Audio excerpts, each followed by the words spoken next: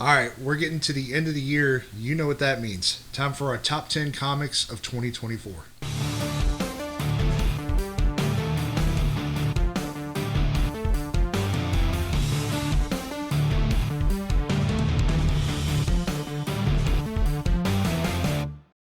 So, 2024 as a whole.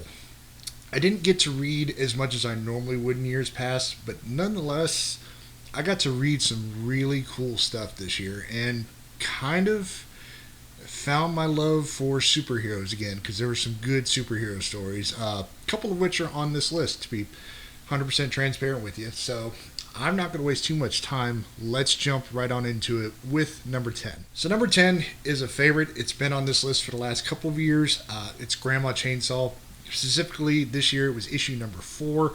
That is the end of the series, or at least this arc. I think there's going to be something down the road with that based on what Alan was telling us. But nonetheless, this was a series that I have thoroughly enjoyed from the beginning. And I was curious to see how they were going to close this story out with issue 4. And they definitely did a good job of wrapping up the story while giving you at least an opening for them to come back and explore this world again if they wanted to.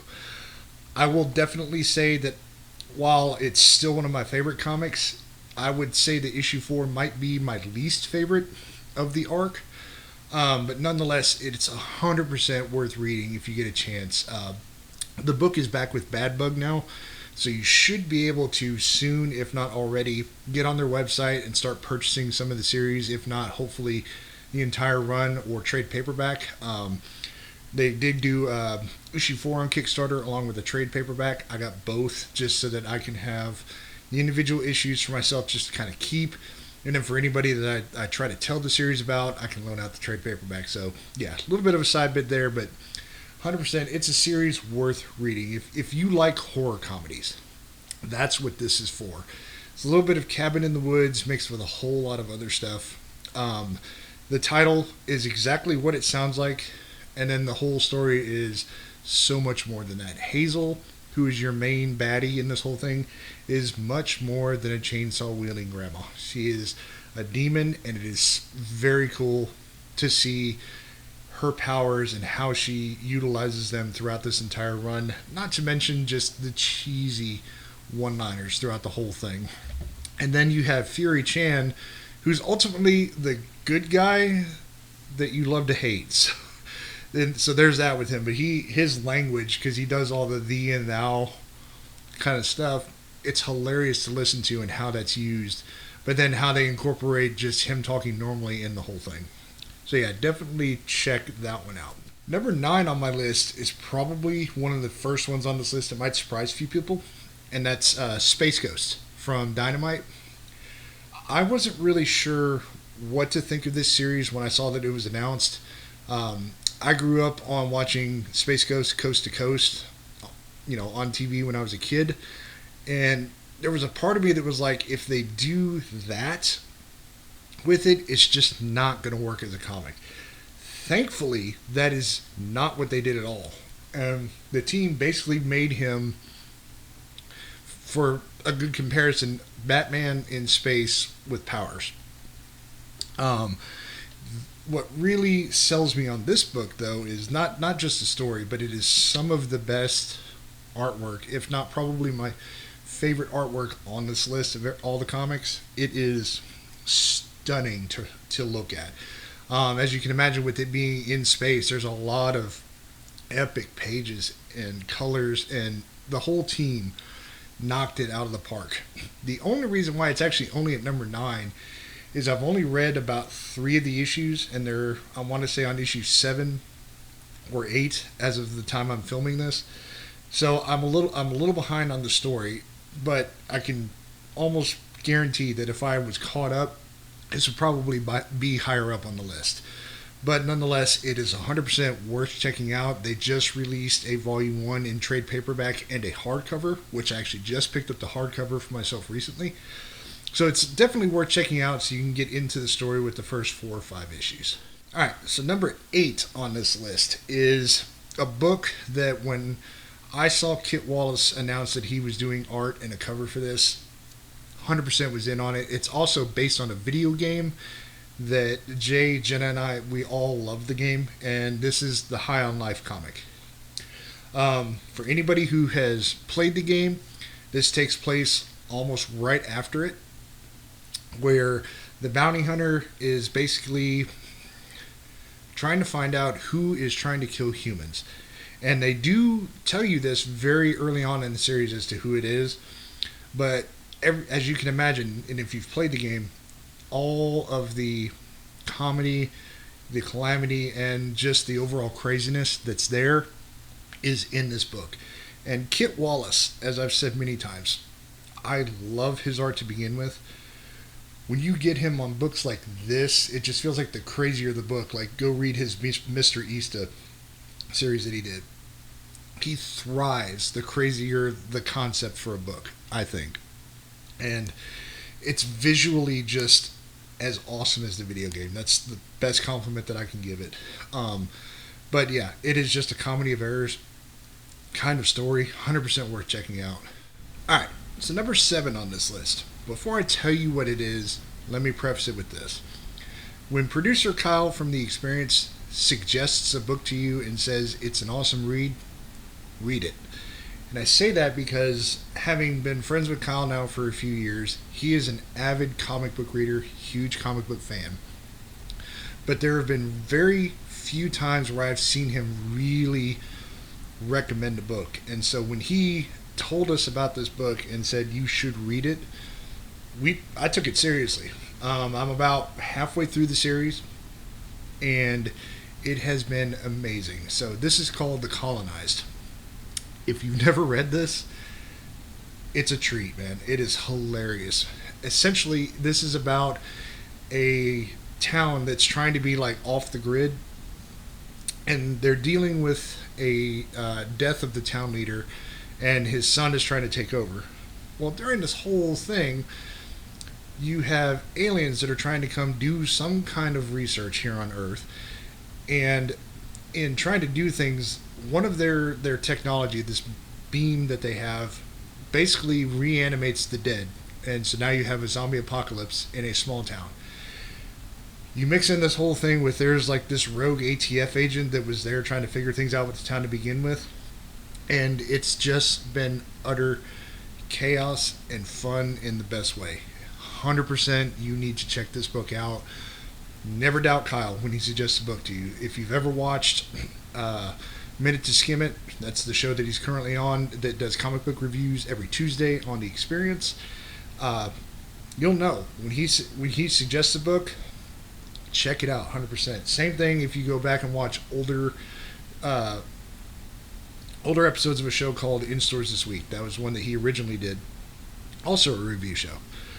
So yeah, just take his word for it, take my word for it, 100%. Check out The Colonist. Number 6. This is a volume 2 to a series that absolutely took us by surprise last year, and then we just could not wait for each subsequent issue to come out. This is Where Monsters Lie Cul-de-sac. This is a direct, immediate follow-up to the events of the first volume, which is just called Where Monsters Lie. You're now following the events after they basically destroyed this community where serial killers live. And it was a cop who had his life ruined when he was a kid. He trained himself as a weapon to get back at these people. And him and this kid who had stumbled on the community by accident, basically it just gets destroyed. Cops come and raid it at the end of the first issue. It's all these great things. This is the follow-up to that, where that character has been basically kidnapped and is being forced to join this serial killer cult and kill people, all in an effort to basically do it to protect his wife and child. And that's basically what they have. But as you can imagine, it's not quite that straightforward. This series so far, there's only about 2 issues.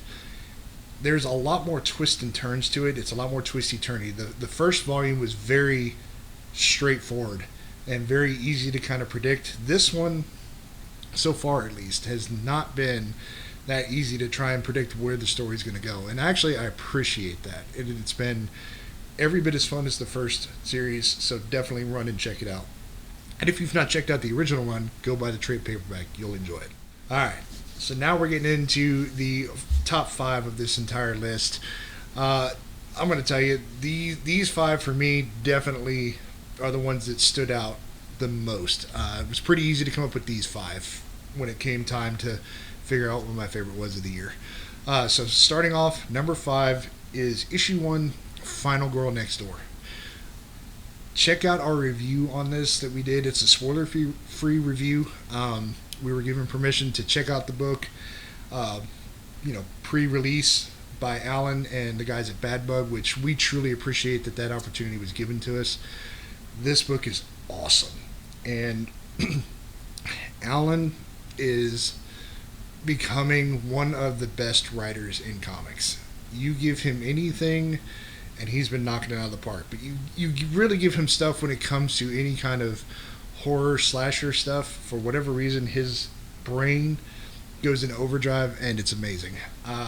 Basically, what this is about is a girl who witnesses her friends just get slaughtered by a group of serial killers. It's this chef, this French chef, that is just using some of the corniest one-liners mixed in with the most gruesome kills. And honestly, it's one of the best openings to a book ever, for me at least. I thoroughly enjoyed that. But she witnesses her friends get killed, and she just tries to move to a new small town as a teenager to just try and start life over. However, these people manage to follow her and find her, and they're still trying to kill her. She has trained herself to be basically how to fight and be a weapon and whatnot. Where the comedy comes in with this, outside of just the cheesy one-liners with the killers and stuff like that, her neighbor across the street has a crush on her. And he goes over to ask her on a date in this issue, and basically you see the whole thing. It's somebody ends up, one of the guys comes and they try to kill her while he's there, and he's just in this what the heck is going on moment, and it's hilarious. I absolutely love this book. It was one of my favorites, if not my favorite for the year, for a good while. But there were just some other books that came out that you'll see here shortly that just blew my mind. All right, number 4. This is a book by Cullen Bunn, and this is called Monsters Are My Business. Not only is this a good book, but it also made the list because it really kind of surprised me. For anybody who's a big fan of Cullen Bunn, when you talk about some of the best horror writers, his name, along with someone like James Tynion, right up there, top 2, usually come right off the top of my head when I think of horror comics. But a lot of his books are always very gory and very, very dark in tone. This book has a much more kind of, you get the gore and the kind of those epic kills, but it's a lot more lighthearted, a lot more. And not only just in like storytelling and stuff like that, but the art's the same way. It's much more lighthearted. There's some funny elements. I mean, one of the main characters is a koala that carries a chainsaw named Cuddles. If I wanted to say you that in one line, there you go. It's just an awesome read, and it's exactly what it is. It's basically a guy who hunts monsters, and one of his sidekicks is Cuddles. And I was hooked right from the very first issue, first few pages, because it's just this big epic kind of fight scene, and then it gets you into the story. Then you ended on another fight scene. So it just was a great way to hook me into it. And then just the entire ride after that, 100% worth reading. I love Cullen Bunn. I've read very, very few things from him where I've just been like, not really my thing. Almost every single time it's a Cullen Bunn book, I'm going to read it. He's one of those writers. You always give him a chance on whatever book it is because he's just that good. And this is one of those stories that, because of the humor that's added, giving it that little extra dimension to the fact that he writes good monster stories, it worked for me. So definitely check that book out if you get a chance. All right, number 3. This is the last Bad Bug book on my list, and this is Cupid, written by Scott Wilkie. This is the second entry into his holiday verse, or the Swilky Way Galaxy, as Jay has coined it. But this is basically an interconnected universe that Scott is doing, where he will take some of your favorite holidays and characters, not necessarily the main character, but characters from the holidays, and he does some twisted, awesome story. His first one in the entire series is called Periwinkle, which is basically about an elf who goes to avenge the death of Santa and goes after Krampus.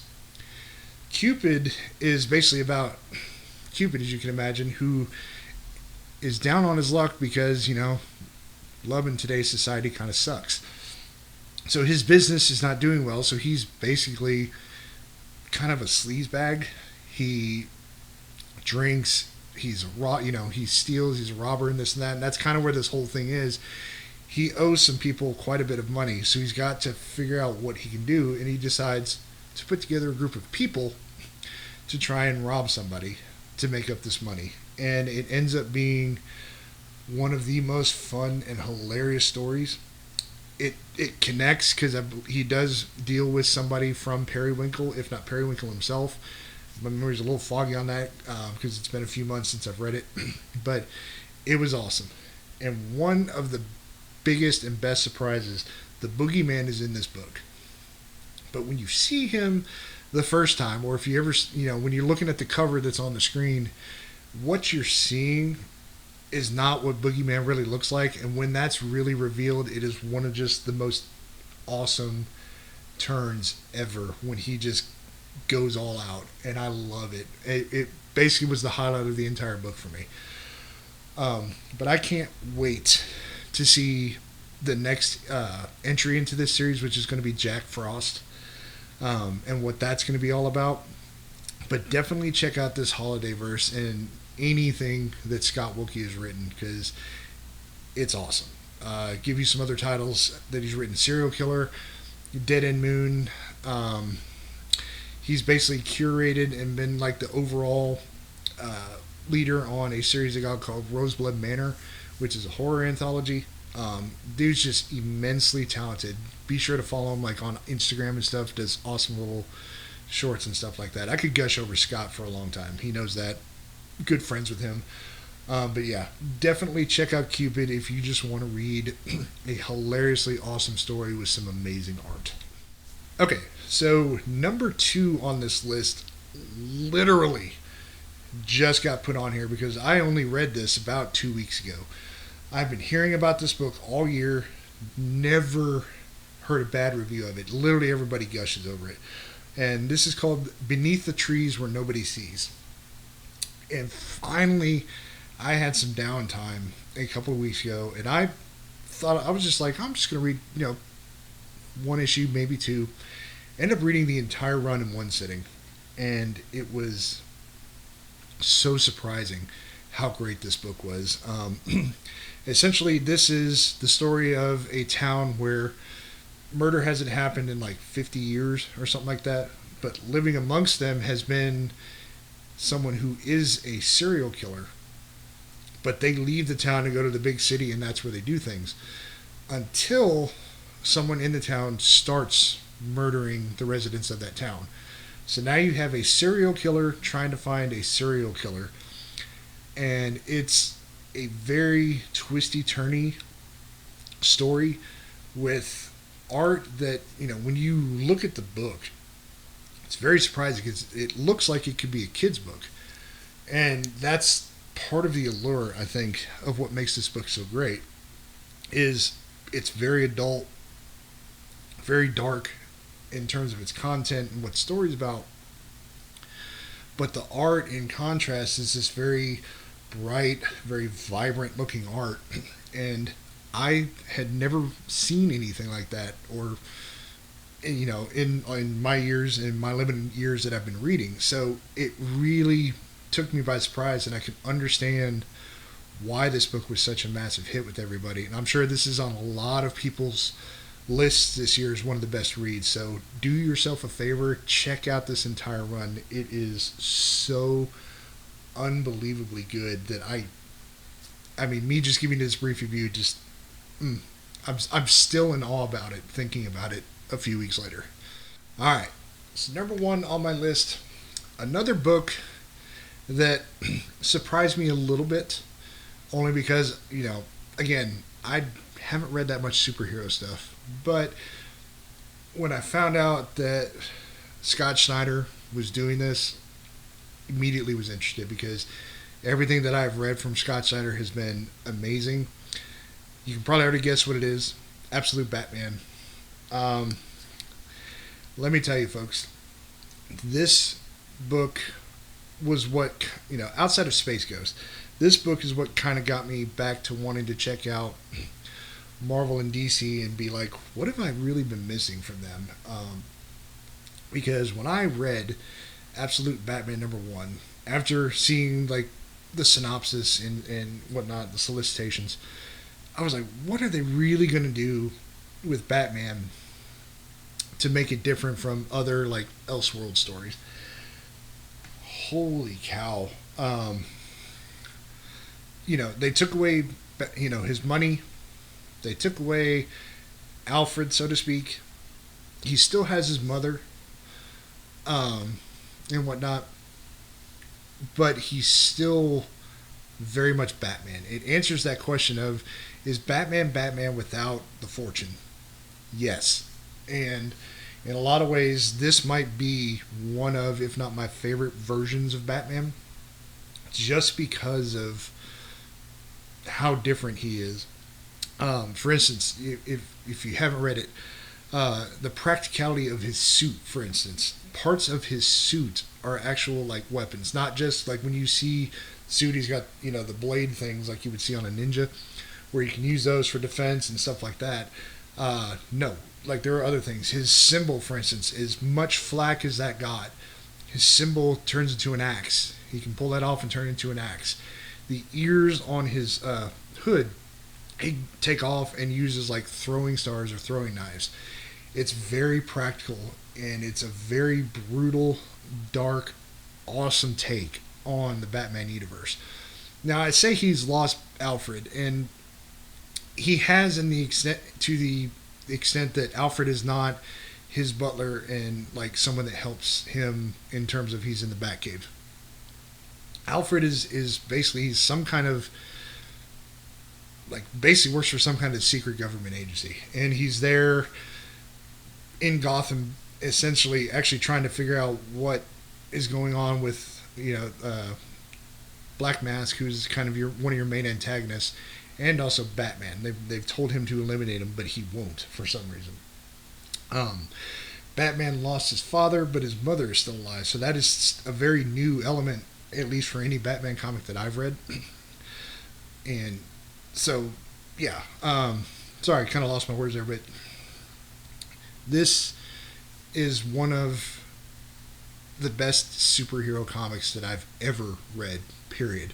It stacks up there for me. The entire, really, if I'm going to be honest, the entire Absolute universe so far with Superman and Wonder Woman, just these darker, somewhat darker, I guess you could say, takes and whatnot on these characters and their mythos has been really amazing, But Batman for me has been the one that's just been the best read so far, and you have to check it out. I want to say we're on issue 3. It's going to keep going for a while. Scott has said that they're in this for, a good, decent run. So I'm excited about that, to see how this universe kind of grows and expands. But I also kind of want to see how fantastical they take it, because it, Batman in and of itself with some of the things he does, yes, it's fantastical. But this is still a very grounded Batman and whatnot. So, and I think that's why I've enjoyed it. That's kind of why I enjoyed the Batman Robert Pattinson film, because it was a much more detective-like story and grounded film and whatnot. So I think in liking that, that's really what allowed me to enjoy this book. Plus, again, art. Art on all these books on this list have been amazing, but the art for this book has been stunning. Don't let that weird looking Batman symbol issue, Batman symbol on his chest throw you off. It's amazing, and like I said, the suit itself is very practical. Okay, so those are my top 10 comics of 2024. I want to see your lists down in the comments. Let me know if there's anything on my list that you just completely disagree with, and let's have a good, fun discussion down there. I'm always open to hear it. But mainly, I want to know what some of your favorite reads were this year because, as I said, I didn't get to read as much as I normally do. So I'm pretty sure that there are going to be some suggestions where I'm just like, okay, I didn't really get to read that. Let me go check it out. Because, again, my goal for next year is to get back to reading more than I did this year. And I'm going to try to read a little more like superhero stuff, a little more DC, some more Space Ghost, a little more Marvel and stuff like that. I did read like a Spider-Punk comic this year that was good. It was my first Spider-Punk comic, and I thought that was good. There's a review here on the channel for that and whatnot. But yeah, those are kind of my goals for next year. Read a little more, get a little more superhero love in here, and whatnot. But again, let me know down in the comments. We will catch you guys in 2025. I hope everybody had an amazing Christmas. I hope you have a wonderful New Year with your families. Hug them. You'd never know, man. That's all I'm going to tell you just based on the last couple of years. With that said, I'm going to stop preaching. I'm going to get out of your hair. Stay safe, stay healthy, and I'll catch everyone next time. Later.